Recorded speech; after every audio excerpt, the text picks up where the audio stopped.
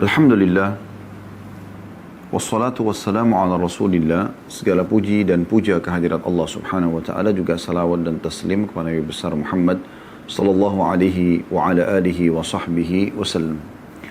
Bertemu di hari Senin di siang hari pukul 13.00 kurang lebih sampai 14.00 kita membahas tema umum, dan di kesempatan ini kita akan bahas makna potongan syahadat yang kedua, Muhammadur Rasulullah. Saudaraku seiman, banyak di antara kaum muslimin yang belum memahami tentang pentingnya potongan syahadat ini. Untuk syahadat yang pertama sangat berhubungan sekali dengan syahadat yang kedua. Saya berikan gambaran umumnya dulu. Asyhadu an la ilaha illallah. Aku bersaksi tiada Tuhan yang berhak disembah kecuali Allah. Tidak ada pencipta, pemilik, penguasa yang menurunkan hujan dari langit, menggantikan siang dan malam. Tidak ada tempat bergantung, memohon. Kalau kita sedang sehat dan punya nikmat yang menciptakan kita, yang menciptakan nikmat itu, dan juga yang bisa mempertahankan kecuali Allah. Dan kalau kita sedang ada masalah, musibah, penyakit, cobaan, tidak ada yang menciptakan kita, yang menciptakan cobaan tersebut, dan juga yang bisa mengeluarkan kita dari permasalahan itu kecuali Allah. Semua yang terjangkau tidak terjangkau oleh mata kita, di langit, di bumi, di kedalaman lautan, kata kuncinya, la ilaha illallah. La ma'buda bihaqqin illallah. Tidak ada Tuhan, pencipta, pemilik, penguasa, semua yang di langit dan di bumi, kecuali Allah. Itu makna kalimat syahadat. Baik, Allah subhanahu wa ta'ala masih merahasiakan kepada kita tentang wujudnya yang mulia. Namun kita bisa rasakan keberadaannya. Banyak bukti-bukti tentang keberadaannya. Di antara bukti keberadaan Allah subhanahu wa ta'ala adalah ciptaannya ada di sekitar kita. Bagaimana bisa ruangan ini tiba-tiba ada lampu tanpa, atau di ruangan yang Anda sekarang sedang mengikuti ceramah kita ini, tanpa ada yang membuatnya. Mengatur aliran listriknya, menyalakan, ya, menekan tombol listriknya, switch on-nya. Bagaimana bisa itu kita yakini sementara kita tidak tersentuh kalau perubahan dan pergantian pagi dan malam hari ini ada yang mengaturnya. Bagaimana bisa kita merasa heran pada saat tiba-tiba air di kamar mandi kita menyala tanpa ada yang menyalakannya? Pasti kita akan bingung, menjadi sebuah polemik, menjadi sebuah bahan pembicaraan yang sangat luar biasa. Karena tidak masuk akal kita, air tiba-tiba bisa nyala, kecuali dia rusak. Ada yang bocor, kita tidak bicara itu. Normal. Orang heran luar biasa. Bagaimana Anda tidak heran dan tidak kagum melihat air hujan turun dengan kadarnya. Di sini gerimis, di sana hujan deras, di sana sampai melimpah sampai banjir. Apakah tidak ada yang mengaturnya? Begitu juga dengan diri kita sendiri, manusia, hewan-hewan, semua ini. Populasi-populasi yang sangat besar, manusia terus-menerus tiap hari lahir, juga ada yang meninggal dunia. Hewan-hewan juga begitu. Miliaran jumlahnya. Semut, semua jenis serangga. Hewan lebih besar sedikit. Kelinci, ya, kancil dan seterusnya. Lebih besar sedikit. Kambing, ya, rusa dan seterusnya. Lebih besar lagi sedikit. Sapi, kerbau dan seterusnya. Lebih besar sedikit lagi gajah, jerapah. Semua dan banyak jenis-jenis yang lain. Di lautan jutaan, miliaran hewan-hewan di sana. Jumlahnya. Apakah ini begitu saja ada tanpa ada yang mengurus dan menciptakan, mengawasinya, terus mengatur populasinya? Terlalu banyak sekali bukti-bukti tentang keberadaan Allah SWT di sekitar kita, bahkan di diri kita sendiri. Kita manusia bahkan cuma bisa menikmati tubuh kita ini. Banyak hal yang kita bisa rasakan dalam keseharian seperti lapar misalnya. Umumnya manusia, lapar, makan. Tapi dia tidak berpikir lebih jauh daripada itu. Siapa yang menciptakan saya? Dari mana saya asalnya? Siapa yang membuat sistem lapar itu ada? Bahwasanya tubuh sedang membutuhkan nutrisi. Dan siapa yang memberikan sinyal, sudah kenyang, cukup, kita tidak mau makan lagi. Siapa yang mengatur ini? Kalau Anda sendiri yang mengatur, tentu Anda bisa saja makan sepuasnya, tidak perlu ada kenyang. Dan tidak lapar juga tidak perlu Anda datangkan. Tapi bukan itu, ada sistem. Mata kita melihat, tidak bisa dialihfungsikan untuk mendengar. Telinga mendengar, tidak bisa dialihfungsikan untuk melihat. Ya, kemudian mulut untuk mengucap, tidak bisa dialihfungsikan untuk menghirup misalnya. Hidung untuk menghirup, mencium bau. Ya. Tidak bisa dialihfungsikan untuk makan misalnya. Tangan menjamah, kaki melangkah. Semua punya anggota tubuh ini punya fungsi masing-masing. Kalau tidak ada yang menciptakan, tidak ada yang mengatur, tidak ada yang mengawasi itu semua. Lalu dari mana semua ini? Dan sekian banyak bukti-buktinya. Itu salah satu bukti. Salah satu bukti yang lain, Allah subhanahu wa ta'ala mengutus utusannya dari kalangan manusia. Dari diri kita sendiri. Supaya mudah untuk kita ikutin. Rasulullah Muhammad SAW yang akan kita bahas insya Allah. Orang seperti kita. Melalui rahim, lahir melalui rahim seorang ibu. Ibunya pun hamil normal. Juga sebelumnya dari sperma ayahnya Abdullah yang dituangkan ke rahim ibunya Aminah. Kemudian hamil, lalu kemudian lahirlah Muhammad SAW, manusia mulia, sebagai sosok bayi. Kemudian anak-anak, kemudian remaja, kemudian menikah, kemudian mulai beraktivitas, berbisnis, sampai akhirnya umur 40 tahun diutus menjadi nabi. Semua ini agar mudah kita ikutin dan ciplak.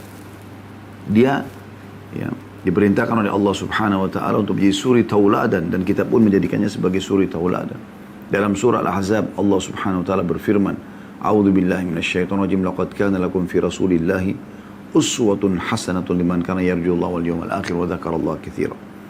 Sungguh pada diri Rasulullah Muhammad sallallahu alaihi wasallam ada suri tauladan. Ada contoh yang baik. Ciplak hidupnya. Cara makannya, cara minumnya, cara berpakaian, cara tidur, cara mandi, ya, semuanya, berumah tangganya, bersosialnya, berperangnya, berpolitiknya, dan segala macam.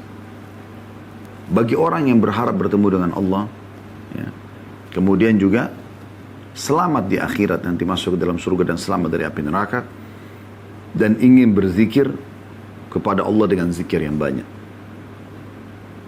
Sebelum Nabi Muhammad SAW, Allah sudah utus banyak Nabi dan Rasul. Diutuslah mereka. Untuk menjelaskan kepada manusia ada Tuhan namanya Allah. Memang Allah belum menampakkan dirinya, karena penampakan atau terlihatnya Allah subhanahu wa ta'ala nanti di surga. Dan itu hanya bagi orang-orang beriman saja. Selain orang-orang beriman tidak akan bisa melihat wujud aslinya Allah. Karena nikmat terbesar di surga adalah melihat Allah subhanahu wa ta'ala sebagaimana dijelaskan dalam banyak hadis-hadis yang sahih. Maka dengan diutusnya para nabi dan rasul yang menyampaikan tentang dakwah, ya, Allah subhanahu wa ta'ala ini, itu bukti nyata kalau Allah ada. Kemudian dilanjutkan lagi dengan kitab-kitab yang dibawa di tangan mereka. Misalnya Nabi Muhammad SAW ada Al-Quran yang kita bisa baca. Kalamullah, kita tahu di situ Allah kenalkan dirinya. Allah jelaskan bukti-bukti kemahaberadaannya dan juga kemahabesarannya. Ya. Kemudian juga tidak pernah berubah Al-Quran itu. Selalu otentik. Dari awal turun, sempurna. Pada saat meninggal Nabi SAW sudah 30 juz lengkap semuanya. Sampai hari kiamat nanti. Allah sebutkan dalam Al-Quran. A'udzu billahi minasyaitonir rajim. Inna nahnu nazzalna dzikra wa inna lahu lahafidhun. Kami turunkan Al-Quran dan kami pasti akan menjaganya. Apa yang dihafal di zaman Nabi SAW itu yang dihafal oleh kaum muslimin sekarang. Dan terus sampai hari kiamat tidak akan pernah berubah. Kemudian Nabi Muhammad SAW juga diberikan mukjizat yang sangat banyak. Selain Al-Quran yang bisa kita rasakan sekarang, di masa hidup beliau SAW ada banyak mukjizat yang bisa nampak di depan mata para sahabat. Seperti pembelahan bulan dengan jari telunjuk beliau SAW. Anda bisa baca dalam surah Al-Qamar, surah nomor 54 ayat 1 sampai ayat 3. Penjelasan bagaimana Nabi Muhammad SAW waktu ditantang oleh orang-orang Mekah untuk membelah bulan, maka beliau pun menggaris bulan dengan jari telunjuk beliau dan terbelah dua. Sebelahnya di bukit Abi Qubais dan sebelahnya di bukit As-Suwaida. Semuanya dijelaskan dalam hadis Bukhari Muslim. Dan itu disaksikan oleh orang-orang Mekah. Para ilmuwan sekarang hanya bisa mengatakan, oh bulan itu memang ada garis retakan ya. Kalau Anda tulis di Google foto bulan terbelah, Anda akan lihat di situ dari satelit ditemukan keajaiban luar biasa. Di tengah-tengah bulan itu ada garis yang melingkar dan seperti pernah terjadi retakan dan tercabut bulan itu, terbelah dua. Para ilmuwan di sekarang, apalagi orang-orang ateis, cuma mengatakan ini pernah terjadi tapi entah kapan dan bukan mustahil ya akan terulang lagi nanti. Kita sebagai umat Islam sudah ada penjelasannya. Bagaimana Nabi SAW diberikan oleh Allah Subhanahu wa taala kekuatan untuk bisa mengeluarkan air dari jari beliau di hari Hudaybiyah sehingga banyak orang bisa minum dan berudu. Waktu itu 1.400 orang sahabat yang ikut bersama beliau sallallahu alaihi wasallam. Itu dalam hadis sahih riwayat Jabir, ya, atau Jabir radhiyallahu anhu meriwayatkan bahwasanya kami kehabisan air di masa Hudaybiyah, maka kami pun mengurumuni Nabi SAW karena tinggal satu ember air lagi. Beliau ingin uduk. Lalu Nabi SAW tanya, kenapa kalian mengurumuniku? Kata Jabir, ya Rasulullah, tidak ada lagi air, cuma ada di ember anda sekarang, di wadah anda sekarang. Kalau anda selesai, kami akan berebut nih. Karena nggak ada air untuk minum, nggak ada air untuk uduk.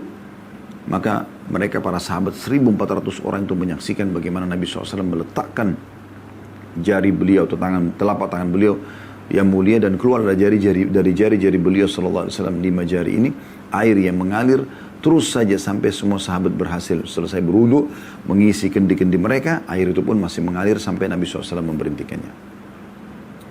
Bagaimana Nabi SAW pernah didatangi oleh orang-orang Ansar yang berkeluh kesah karena memang ya, mereka menggali sumur dan airnya asin. Maka mereka pun mengeluh kepada Nabi SAW dan Nabi SAW datang berdoa lalu meludah ke sumur tersebut lalu berubah dari asin menjadi tawar.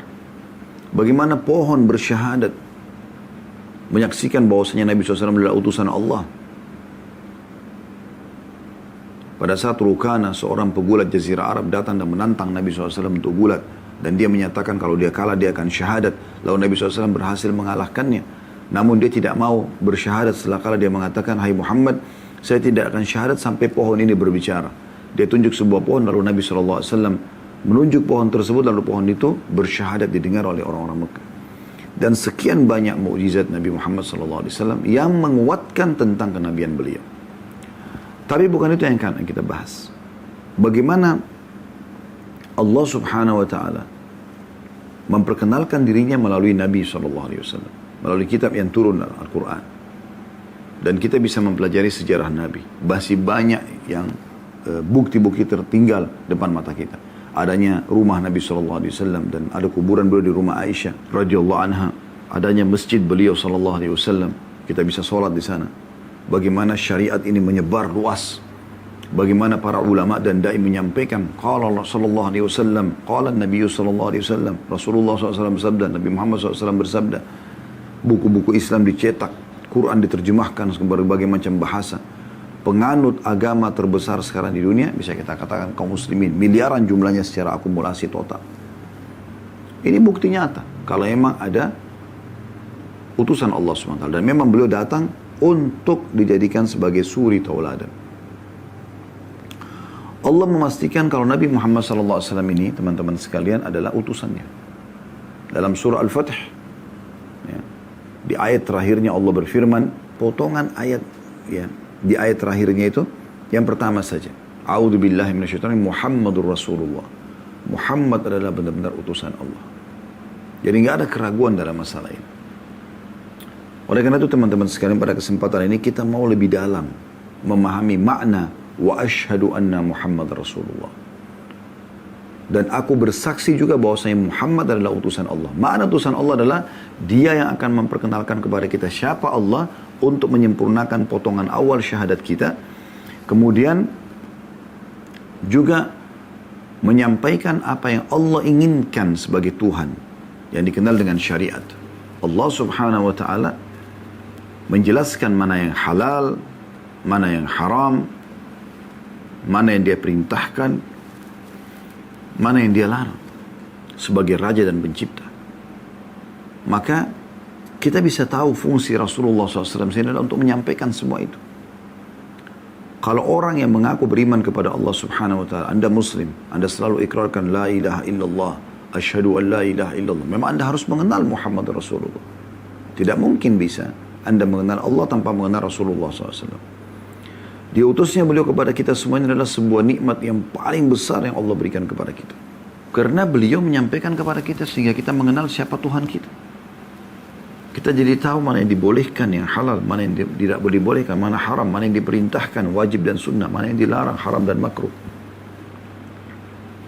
Makanya kita selalu mengucapkan salawat kepada Nabi Shallallahu Alaihi Wasallam. Karena pengucapan salawat ini ya adalah tanda terima kasih kita kepada beliau Shallallahu Alaihi Wasallam. Karena sudah menyampaikan syariat Allah SWT kepada kita.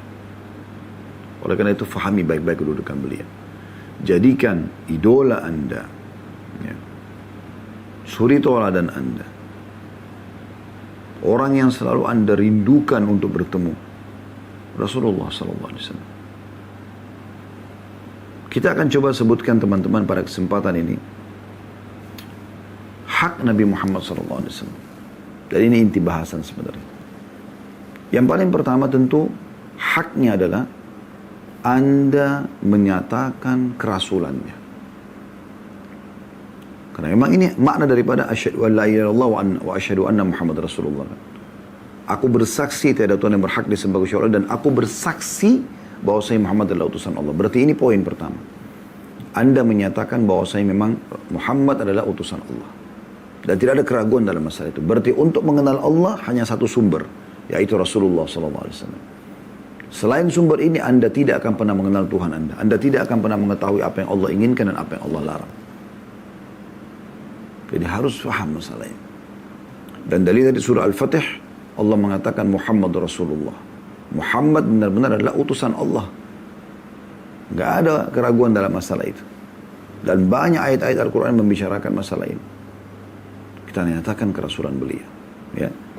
Pernah satu kali teman-teman sekalian, Nabi Muhammad SAW dalam hadis riwayat Ahmad ya, disebutkan oleh sahabat Nabi Jabir bin Abdullah radhiyallahu anhu mengatakan Nabi SAW pernah pulang dari salah satu perjalanan safar, kemudian masuk ke kota Madinah. Waktu masuk di pintu gerbang, maka suku yang paling pertama ada di dekat pintu gerbang Madinah itu namanya suku Najjar. Suku Najjar ini teman-teman sekalian adalah suku ibunda Nabi SAW, suku Aminah. Maka pada saat itu waktu beliau masuk, di sana ada seekor unta yang mengamuk, unta jantan yang mengamuk. Unta ini kalau mengamuk bisa menggigit, menyerang. Anda bisa ketik di YouTube hanya sekedar mau tahu saja. Unta mengamuk misalnya. Anda bisa lihat bagaimana luar biasa dahsyatnya unta itu kalau mengamuk. Ya. Yang paling umum dia banyak menggigit orang dan sakit sekali. Maka Jabir bin Abdullah radhiyallahu anhu mengatakan, ya Rasulullah, hati-hati depan anda ada unta yang mengamuk. Nabi SAW dengan sangat tenang mengarahkan unta beliau yang sedang beliau tunggangi ke arah unta yang sedang mengamuk itu. Lalu beliau mengucapkan satu kata saja. Ta'al. Makna ta'al, kesinilah. Pada saat unta itu mendengar suara Nabi SAW, dalam kondisi dia ngamuk mau menyerang siapapun, tiba-tiba dia tenang, kemudian menurunkan lehernya, sampai kepalanya mendekati, mulutnya mendekati tanah. Lalu dia jalan pelan-pelan menyeret sampai ke hadapan Nabi SAW. Karena merendahnya kepada Nabi SAW. Setelah sampai ke Nabi SAW, Nabi bilang, mana tali kekangannya? Diberikan, lalu Nabi SAW ikat tali kekangannya. Setelah itu, beliau menyampaikan statementnya. Ini yang jadi saksi bahasan kita. Kata Nabi SAW, demi zat yang jiwaku dalam genggamannya, tidak ada seorang pun dari jin dan manusia. Maaf, saya ulangi. Tidak ada sesuatu pun di langit ataupun di bumi, baik benda mati atau benda hidup, ya. Yang kecuali mereka, saya ulangi, tidak ada satupun benda di langit dan di bumi kecuali mengetahui aku adalah utusan Allah. Pasti tahu. Batu, air, api, malaikat, angin, semua tahu aku adalah utusan Allah. Kecuali pembangkang dari jin dan manusia. Dan pembangkang dari jin dan manusia ini sedikit sekali jumlahnya. Sedikit sekali jumlahnya. Dari sekian banyak orang, manusia, kurang lebih hampir setengah populasi manusia sekarang semua beriman tentang risalah Nabi Muhammad SAW. Mungkin ada sebagian di antara mereka yakin tapi belum beriman. Dan sangat sedikit yang membangkang. Jadi memang kita harus mengikrarkan itu. Kalau kita sudah mengetahui, oh ternyata inilah utusan Allah, utusan sama Allah, kita harus hormati, kita harus muliakan, ya. Dan kita harus juga mengakui tentang kerasulan beliau. Kalau Anda sudah akuin kerasulannya, maka Anda akan selalu menjadikan Nabi Muhammad SAW sebagai suri tauladan Anda. Ini yang pertama. Yang kedua, hak Nabi SAW adalah mencintai beliau. Mencintai beliau. Karena orang kalau sudah cinta pada seseorang yang lain, maka dia akan selalu menjaga hak-haknya dan juga berhati-hati dari apa yang membuat dia tidak suka atau melanggar apa yang dia tidak suka. Mungkin Anda bilang, Ustaz, bagaimana caranya cinta Rasulullah? Kita kan tidak pernah ketemu. Tidak harus ketemu orang cinta itu. Tidak harus ketemu. Saya kasih contoh. Ini contoh bukan untuk dicontohin, tapi contoh sebagai poin untuk bisa memahami saja. Bukankah ada banyak artis yang sudah meninggal di masa lampau gitu, di masa lampau. Tapi mungkin ya setelah ada media kayak kita sekarang, ada rekaman suara, ada cuplikan video, masih diidolakan sampai sekarang walaupun mereka sudah meninggal. Bahkan yang mengidolakannya tidak pernah ketemu. Hanya lihat cuplikannya lalu tertarik. Hanya dengar statementnya, dengar lagunya misalnya. Itu jawabannya Anda sudah tahu. Ya. Nah, itu rasionalnya. Walaupun kita belum ketemu dengan Rasulullah SAW, tetap saja kita bisa mencintai beliau. Bagaimana caranya? Dengan mempelajari syariat yang beliau bawa. Kita pelajari tentang sejarah beliau SAW. Baca tentang kajian atau baca buku-buku menulis tentang sejarah Nabi SAW atau sirah Nabawi, dan dengarkan kajian-kajian yang menyampaikan tentang sirah beliau. Dari pertama beliau masih belum lahir, sampai beliau lahir, sampai beliau anak-anak, remaja, sampai beliau menikah, berbisnis, sampai dinobatkan jadi Nabi, kemudian setelah jadi Nabi, ya, dari 40 tahun sampai 63 tahun, 23 tahun, 13 tahun fase Mekah, apa saja yang terjadi di sana, bagaimana perjuangan beliau SAW, wahyu yang turun, kemudian juga fase Madinah 10 tahun, bagaimana Allah sempurnakan agama ini dan akhirnya menyebar luas seperti sekarang melalui ya, dakwah-dakwah beliau SAW, bagaimana jihad dan mempertahankan agama Allah yang dilakukan oleh Nabi SAW. Lalu bagaimana kehidupan ekonomi, sosial, politik, ya, rumah tangga beliau, muamalah dengan anak-anak, dengan sahabat-sahabatnya. Kita bisa pelajari semuanya. Kalau kita sudah pelajari itu muncul rasa cinta kita. Ya. Anda kalau sudah pelajari sirah Nabawi, Anda jadi suka dengan Nabi SAW. Sisi lain Anda pelajari hadis-hadisnya, penyampaian-penyampaiannya. Perintah-perintah untuk mengerjakan ketaatan kepada Allah. Ya. Larangan-larangan agar jangan sampai melanggar apa yang Allah larang, supaya tidak kena hukuman. Maka itu namanya cinta. Ya. Dan subhanallah, bahagianya orang kalau bisa ditanamkan dalam hatinya cinta kepada Nabi SAW. Sampai beliau mengatakan dalam hadis yang sahih diriwayatkan oleh Imam Bukhari, la yu'minu ahadukum hatta akuna ahabbu ilaihi min walidihi wa waladihi wan nasi ajma'in. Tidak akan beriman seseorang antara kalian sampai ia mencintaiku, kata Nabi SAW, melebihi cintanya kepada kedua orang tuanya. Bayangkan, ibu ayah kita pun kita harus dahulukan Rasulullah SAW dari mereka berdua. Anaknya, bahkan seluruh manusia. Berarti kita diperintahkan memang untuk mencintai beliau SAW. Dan untuk mencintai beliau kita harus mempelajari sejarahnya. Kita mempelajari penyampaian-penyampaiannya. Nanti kita tersentuh secara keimanan. Hadis ini hadis sahih riwayat Bukhari. Artinya makna hadis ini, kalau seandainya ada sesuatu yang Rasulullah SAW perintahkan, tapi orang tua kita tidak suka, tetap kita dahulukan Rasulullah SAW, perintah beliau dari atas orang tua kita. Kalau ada sesuatu yang dilarang oleh Rasulullah SAW, tapi anak kita tetap ngotot minta, kita jangan iyakan, karena cinta kita kepada Nabi SAW.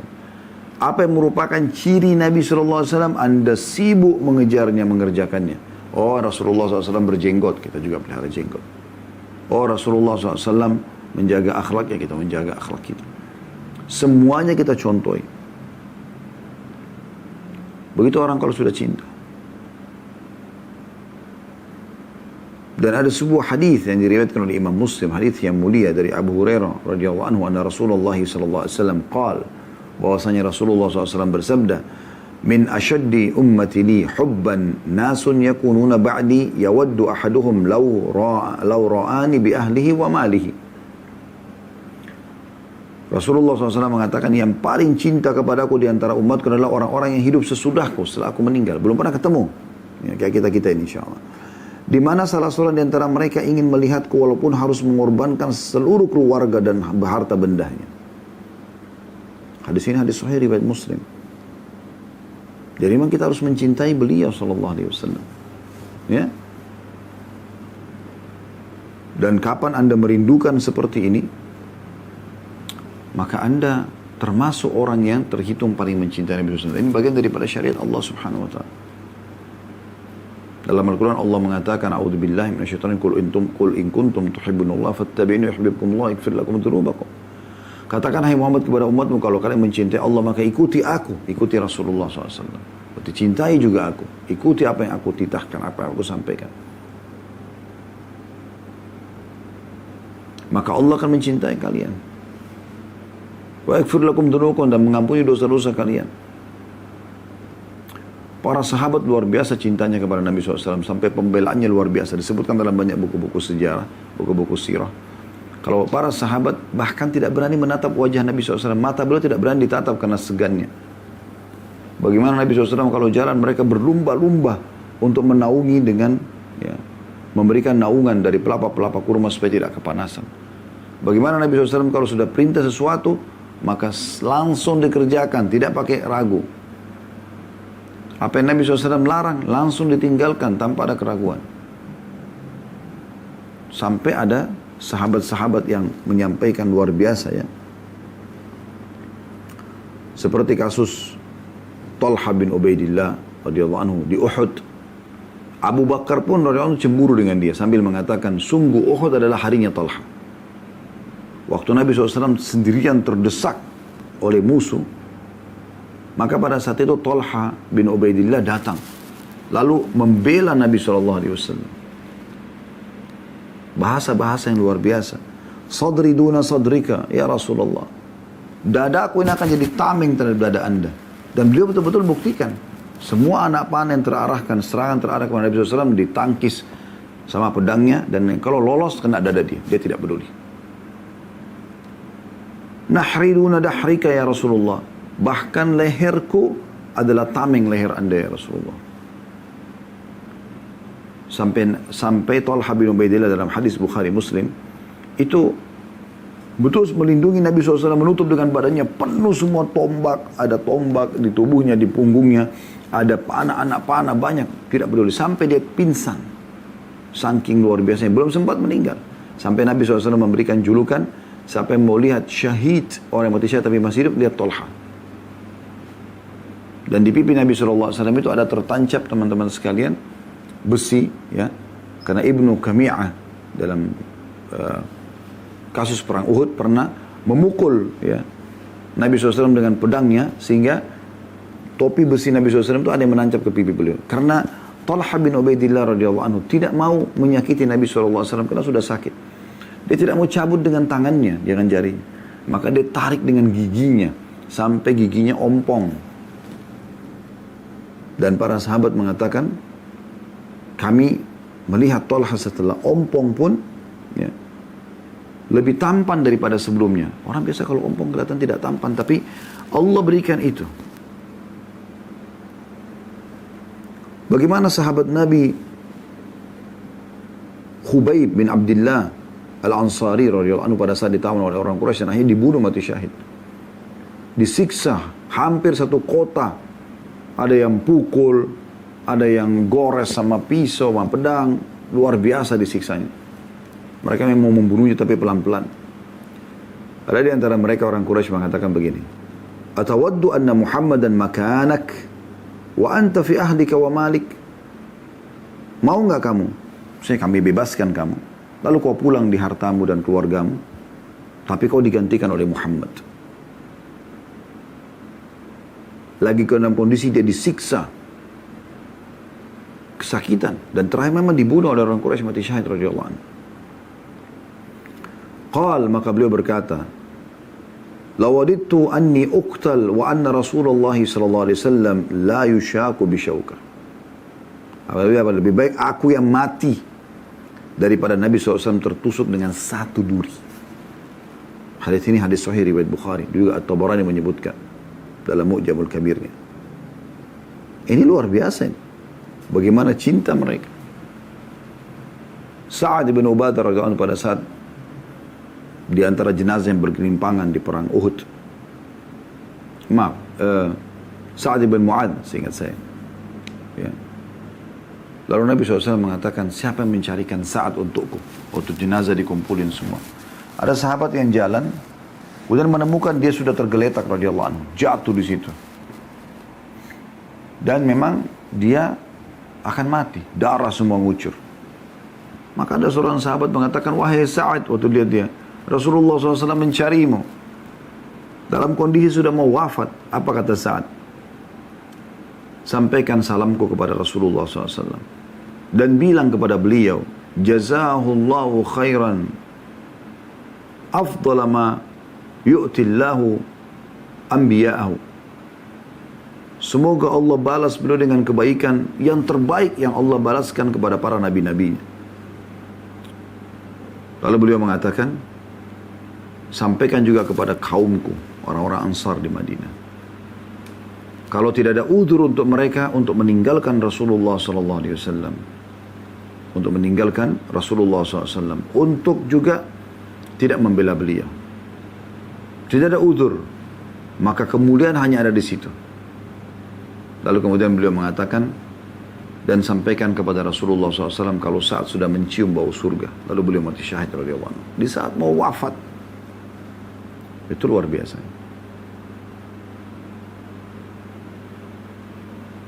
Di peperangan-peperangan Nabi SAW, para sahabat berusaha terus membela Nabi SAW. Terus melindungi Nabi SAW. Terus memberikan yang terbaik kepada Nabi SAW. Mereka tidak ingin Nabi SAW sakit sedikit pun. Waktu di perang Badr, mereka membuatkan kemah khusus untuk Nabi SAW sambil mengatakan, ya Rasulullah, kalau kami semua terbunuh, Anda bisa pulang ke Madinah. Dan waktu akan terjadi peperangan antara muslimin dengan orang-orang Quraisy di Badr, karena tadinya tidak ada target peperangan, 40 kafilah, 40 orang yang mendampingi kafilah dagang Quraisy yang dipimpin oleh Abu Sufyan. Itu sahabat-sahabat yang diajar oleh Nabi SAW untuk menyerang kafilah ini berarti cuma 40 orang, maka keluarlah 314 orang saja. Tiba-tiba saja dengan hikmah Allah SWT, Allah ceritakan dalam surah Al-Anfal, bagaimana Allah mudahkan kafilah dagang Quraisy selamat, dan ada pasukan besar Quraisy 1000 orang yang keluar dari Mekah, karena mendengar muslimin keluar ingin menahan kafilah mereka, mereka keluar. Lalu Allah pertemukan dua pasukan tersebut, 314 melawan 1000 orang. Ini peperangan pertama mereka. Terutama orang-orang Ansar yang ada di Madinah. Kalau Muhajirin, memang mereka punya permasalahan, berseteru dengan orang-orang Quraisy di Mekah. Tapi orang-orang Ansar di Madinah luar biasa. Lalu kata Nabi SAW, kumpulkan sahabat, bagaimana pendapat kalian ini? Sekarang kafilah dagang menurut Allah sudah sampaikan dari wahyu sudah selamat. Tidak ada depan kita kecuali perang. Lawan pasukan. Ya. Dalam surah Al-Anfal Allah gambarkan bagaimana mereka berharap, sahabat berharap kafilah jangan bertemu dengan pasukan. Karena peperangan pertama mereka. Maka Abu Bakar mengatakan, ya Rasulullah, jalan dimanapun Anda jalan, kami akan bersama dengan Anda. Nabi SAW berterima kasih. Kemudian Nabi bilang, beritahukan aku pendapat kalian. Umar berdiri mengatakan, ya Rasulullah, ya, jalan saja, kami akan bersama dengan Anda. Satu demi satu orang Muhajirin mengatakan dukungannya. Tapi Nabi SAW belum dengar dari orang Ansar, penduduk Madinah. Kalau Muhajirin tadi orang hijrah dari Mekah ke Madinah, memang punya masalah perseteruan dengan orang-orang Quraisy Mekah. Ada masalah dengan mereka, harta mereka ada yang diambil, istri anak mereka ada yang diambil oleh orang-orang Quraisy pada saat mereka hijrah ke Madinah. Ya. Nah kalau orang Ansar tidak ada urusannya, kecuali karena masalah keimanan saja. Maka pada saat itu ada satu sahabat namanya Sa'ad radhiyallahu anhu juga. Jadi ada Sa'ad bin Mu'ad, ada Sa'ad bin Ubadah, ya. Ini sahabat-sahabat yang memang dari pimpinan Ansar, dua orang Sa'ad namanya. Maka Sa'ad pun berdiri lalu mengatakan, ya Rasulullah, seakan-akan kami menginginkan kami orang Ansar. Kata Nabi SAW, benar. Muhajirin wajar punya masalah dengan orang Quraisy, maka mereka mau sekarang berperang. Kalau kalian kan tidak, itu secara tidak langsung Nabi SAW mengatakan iya. Maka kata beliau radhiyallahu anhu, wahai Rasulullah, jangan Anda ragu dengan keimanan kami. Kalau seandainya Anda menyuruh kami untuk masuk ke dalam lautan, kami pun akan ikut. Kami tidak akan pernah ragu dengan masalah ini. Begitu luar biasa cinta mereka.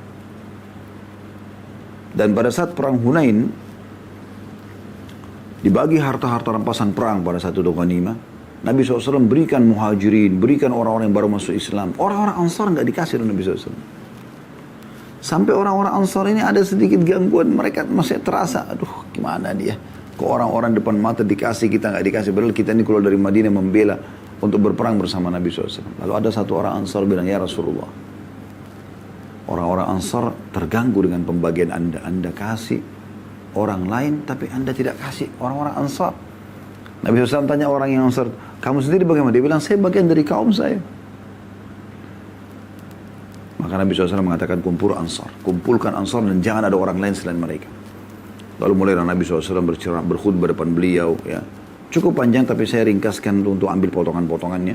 Kata Nabi SAW, wahai orang-orang Ansar, kalian bisa berkata, wahai Muhammad, engkau diusir dari kampung halamanmu Mekah, kemudian kami menyambutmu. Engkau datang dalam kondisi takut, maka kami melindungimu. Kami mengorbankan harta kami. Ya. Orang-orang menolak beriman kepadamu di Mekah, kami beriman kepadamu. Semua itu kalian bisa ucapkan. Tapi aku juga bisa ucapkan, hai Ansar, kalau bukan karena aku diutus kepada Allah kepada kalian, maka dari mana kalian bisa mengenal Allah Subhanahu wa taala? Dan sekian banyak nasihat Nabi SAW, tapi intinya Nabi mengatakan di akhir riwayat ini, wahai Ansar, bagaimana pendapat kalian?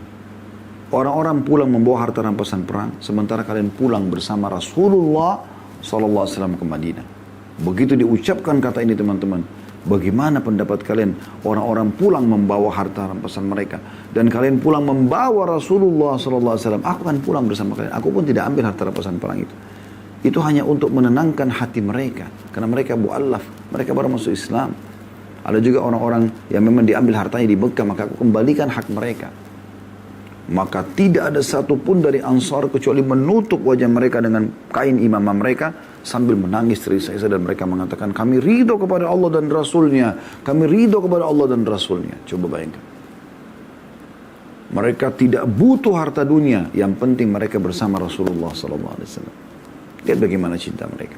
Ini masih ada beberapa riwayat yang menarik yang perlu kita dengarkan dan kita simak sama-sama, yaitu mencintai juga orang yang beliau cintai. Ini penting sekali. Jadi bukan hanya mencintai Nabi SAW, sehingga ia mencintai syariat beliau, mencintai ya pribadi beliau, tapi juga mencintai siapa yang beliau cintai. Karena poin ini ada sebagian orang yang menisbatkan diri kepada Islam luput dari mereka. Mereka mengatakan cinta Rasulullah, tapi mereka tidak mencintai siapa yang Nabi cintai. Contoh misalnya para ummahatil mu'minin, istri-istri beliau, ridwanullah alaihinna, terutama Aisyah radhiyallahu anha. Coba Anda dengarkan dalam hadits Bukhari Muslim, bagaimana Nabi SAW bersabda, la tu'zini fi Aisyah, fa innal wahya lam ya'tini wa ana fi thawbi imra'ati illa Aisyah. Jangan pernah kalian menyakitiku dalam perkara Aisyah. Jangan ganggu, jangan colek-colek, jangan cari-cari kesalahannya. Sesungguhnya wahyu tidaklah turun kepadaku dalam keadaan aku berada di baju istri-istriku selain Aisyah. Dan dalam peperangan Zatus Salasil yang masyhur, bahwasanya Amr bin As radhiyallahu anhu datang dan menanyakan kepada Nabi SAW pada saat itu, ya Rasulullah, ayyun nasi ahabbu ilaik, siapa orang yang paling anda cintai? Kata Nabi SAW, Aisyah. Kemudian Amr bin As mengatakan, qultu wa minar rijal, dari kaum laki-laki. Kata Nabi SAW, abuha, ayahnya. Kalau anda cinta kepada Nabi SAW, cintai Aisyah sebagai istri kecinta beliau. Muliakan Aisyah radhiyallahu anha. Muliakan juga ayahnya Abu Bakar. Tidak boleh berlebihan, tidak gulu, tapi menghormati mereka. Ada kelompok Syiah mencaci maki Ummu Aisyah radhiyallahu anha, mencaci maki Abu Bakar. Bagaimana bisa ini? Kekasih Nabi SAW. Tidak pernah cerai semasa hidup, berarti akan bersama beliau. Di dunia dan juga di akhirat. Bagaimana Anda luput dari poin ini, saudaraku seiman? Cintai siapa yang Nabi SAW cintai. Dan masuk dalam masalah ini globalnya sahabat beliau. Makanya beliau SAW mengatakan dalam hadits yang masyhur riwayat Bukhari Muslim, la tasubbu ashabi, jangan pernah caci maki sahabat-sahabatku. La tasubbu ashabi, 2 kali beliau ulangi, jangan kalian caci maki sahabatku. Wa walladhi nafsi biyadihi, demi zat yang jiwaku dalam genggamannya, maksudnya demi Allah. Lau anna ahadakum anfaqa mithla uhudi dhahaba ma adraka mudda ahadihim wala nasifa. Demi zat yang jiwaku dalam genggamannya, maksudnya demi Allah, bila seseorang dan terkadang menginfakkan emas sebesar gunung Uhud. Biasa orang kalau 1 kilo aja sudah besar sekali. Bagaimana kalau seperti gunung Uhud emas diinfakkan? Tidak akan pernah bisa mengalahkan 1 mud atau 2 telapak tangan orang dewasa dari sedekah mereka. Bahkan setengahnya pun kalian tidak akan mampu. Ini poin penting sekali. Cintai juga orang yang dicintai oleh Nabi SAW. Sukai semua apa yang Nabi suka. Nabi suka dengan akhlak yang mulia. Ada makanan kesukaan Nabi, Anda sukai juga. Ya. Cara jalannya, tersenyumnya SAW, semuanya masuk dalam cinta Nabi SAW.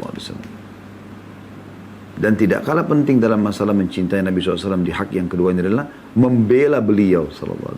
Ini bentuk cinta. Beberapa waktu yang lalu ada penghinaan terhadap Nabi SAW dengan karikatur. Bela, kita harus bela. Umat Islam peduli. Bahkan terjadi boikotan barang-barang dari Perancis pada saat itu. Dan siapapun yang mengolok-olok Nabi SAW, menghina Nabi SAW. Maksud dalam menghina Nabi adalah menghina orang-orang yang dekat dengan Nabi SAW. Ya, para istri beliau, para sahabat beliau, ridwanullah alaihim.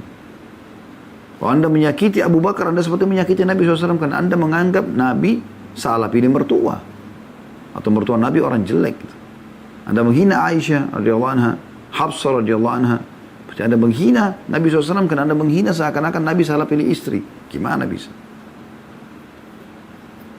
Harus hati-hati dengan masalah ini. Yang ketiga teman-teman sekalian, mentaati Rasulullah SAW. Ini haknya. Kalau tadi yang pertama mengimani tentang kerasulannya. Yang kedua mencintai beliau SAW. Yang ketiga adalah mentaati. Taat artinya sebenar-benarnya. Apa yang Nabi SAW perintahkan, kerjakan. Apa yang Nabi larang, tinggalkan. Selesai. Apapun yang Anda mau kerjakan, tanya. Rasulullah boleh kan enggak? Cari tahu. Sekarang searching di Google bisa ditahu semuanya. Artikel-artikel banyak. Cuplikan di YouTube cukup banyak Anda bisa nonton. Tinggal ketik masalah apa. Ya, ceramah tentang pendapat ulama tentang masalah. Misalnya, Nabi dukung atau tidak ini. Nabi bolehkan atau tidak. Misal halal haram enggak? Nah itu akan jelas kok semua. Dan Allah SWT mengatakan dalam surah Muhammad ayat 33. Surah nomor 47. A'udzu billahi minasyaitonir rajim. Ya ayyuhalladzina amanu atiiullaha wa atiiur rasula wa la tubtilu a'malakum. Hai orang-orang beriman, taatilah Allah dan taatilah Rasul. Dan janganlah kamu merusak pahala amal-amalmu. Maksudnya dengan tidak mentaati Allah dan Rasulnya. Mau beramal tapi tidak ada dalilnya. Ya. Dalam surah Al-Anfal ayat 20 Allah juga berfirman, A'udzu billahi minasyaitonir rajim. Ya ayyuhalladzina amanu atiiullaha wa rasulahu wa la tawallu anhu wa antum tasma'un. Hai orang beriman, taatlah kepada Allah, taatlah kepada Rasulnya sallallahu alaihi wasallam, dan jangan kamu berpaling darinya dalam keadaan kamu mendengar perintah-perintahnya. Jangan berpaling sama sekali dari perintah Allah dan Rasulnya. Dan juga Allah memerintahkan dalam surah Al-Hasyr ayat 7 secara langsung bagi orang beriman. A'udzu billahi minasyaitonir rajim. Wa ma ataakumur rasulu fakhudhu wa ma nahakum anhu fantahu. Ini potongan ayat ya. Kalau Anda buka surah Al-Hasyr, ini potongan ayat 7-nya. Di ayat 7 tidak lengkap semua kita baca, tapi saksi bahasan saja. Ada potongan di ayat 7-nya. Ya, yang artinya apa saja yang dibawa oleh Rasul, ambil, laksanakan. Apa yang diperintahkan, kerjakan. Dan apa saja yang dilarang kepada kalian, tinggalkan. Jangan kalian lakukan. Ya. Kemudian dalam hadis beliau riwayat Bukhari, di mana Nabi SAW bersabda, kullu ummatin yadkhuluna al-jannata illa man aba. Semua umatku masuk surga kecuali yang nolak. Semua umatku, kullu ummati yadkhuluna al-jannata illa man aba. Semua umatku yang mengaku umat Muhammad SAW, mengaku muslim, masuk surga, kecuali yang nolak. Qalu ya Rasulullah, wa man ya'ba? Wahai utusan Allah, siapa yang nolak itu? Tidak masuk surga. Qala man ata'ani dakhala al-jannah wa man asani faqad aba. Siapa yang mentaati aku, maka dia masuk surga. Dan siapa yang menolak, bermaksiat kepadaku, maka dia berarti enggan. Dia tidak mau. Ya. Jadi harus difahami masalah ini. Ini poin yang ketiga. Taati Allah dan Rasulnya. Dan ini harus hati-hati sekali. Makanya pernah Abi Dzar radhiyallahu anhu pada saat diutus oleh Nabi SAW menyeberangi Khandak, di perang Khandak, kemudian pergi ke seberang di pasukan Ahzab, Nabi SAW beri pesan, pergilah ke sana, bawa berita untuk aku, tapi jangan lakukan apapun kecuali cuma cari informasi. Apa kata Abi Dzar radhiyallahu anhu? Pada saat saya nyebrang ke sana, saya lihat pada saat itu, ya, Abu Sufyan lagi berada di depan api unggun, lagi panasin, lagi angatin badannya. Dan saya tahu betul dia. Saya langsung mengambil anak panah saya dan meletakkan di busur saya, tinggal saya tarik, matilah orang ini. Jelas-jelas sasaranku depan mata. Tapi aku mengingat pesan Nabi SAW, jangan lakukan apapun kecuali ambil informasi. Maka aku urungkan niatku tadi. Padahal dengan membunuh pimpinan mereka pada saat itu mungkin sudah bisa dianggap menang karena mati. Tapi Nabi SAW melarang, bukan begitu. Nabi cuma bilang ambil informasi, maka ditaati. Yang keempat teman-teman sekalian, hak Nabi SAW setelah mengakui kerasulannya, mencintai beliau, kemudian mentaati beliau SAW. Yang keempat ini tersendiri, selalu membaca salawat kepada Nabi SAW. Ayat yang masyhur surah Al-Ahzab ayat 56, A'udzubillahi minasyaitonirrajim. Ya ayyuhalladzina Inna Allah wa malaikatu yusalluna 'alan nabi ya ayyuhalladzina amanu sallu 'alaihi wa sallimu taslima. Sesungguhnya Allah juga malaikat-malaikatnya membacakan salawat atau bersalawat untuk Nabi. Hai orang beriman, maka bersalawatlah kamu untuk Nabi dan ucapkanlah salam penghormatan kepadanya. Selalu bilang sallallahu alaihi wasallam. Setiap nama beliau disebutkan, baca. Jangan bilang, Ustaz, kan saya kalau dalam pengajian begini kan Ustaz selalu bilang Rasulullah bersabda, Nabi SAW bersabda. Apa saya baca selalu sallallahu alaihi wasallam atau satu kali saja? Tentu setiap saat. Karena kata Nabi SAW dalam hadis riwayat Tirmidzi dan Ahmad dan dinyatakan hadisnya sahih, al-bakhilu man idza dzukirtu inda walam falam yusalli alayya. Orang yang pelit sebenarnya adalah orang yang mendengarkan namaku diucapkan lalu dia tidak baca salawat untukku. Itu dianggap orang yang pelit.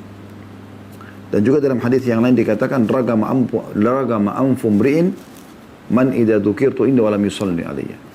Sungguh terhina seseorang yang mendengarkan namaku disebutkan lalu dia tidak membacakan salawat kepadaku. Sallallahu alaihi wasallam. Belum lagi hadis yang masyhur, man shalla alaihi maratan sallallahu alaihi biha asyara. Siapa yang mengucapkan salam kepada aku satu kali, Allah akan berikan ya salam atau membacakan salawat untuknya 10 kali. Ya. Tentu kalau Anda baca artikel-artikel tentang hak-hak Nabi SAW banyak sekali, tapi kita simpulkan di 4 poin ini yang kita harap insya Allah ini sudah mewakili semuanya. Semoga kita termasuk orang-orang yang betul-betul memahami makna wa asyhadu anna Muhammad Rasulullah, dan jangan menjadi seperti sebagian orang namanya Muhammad, istrinya Aisyah, tapi tidak ada pribadi Muhammad SAW dan tidak ada pribadi Ummul Mukminin Aisyah dalam dirinya. Allahu a'lam.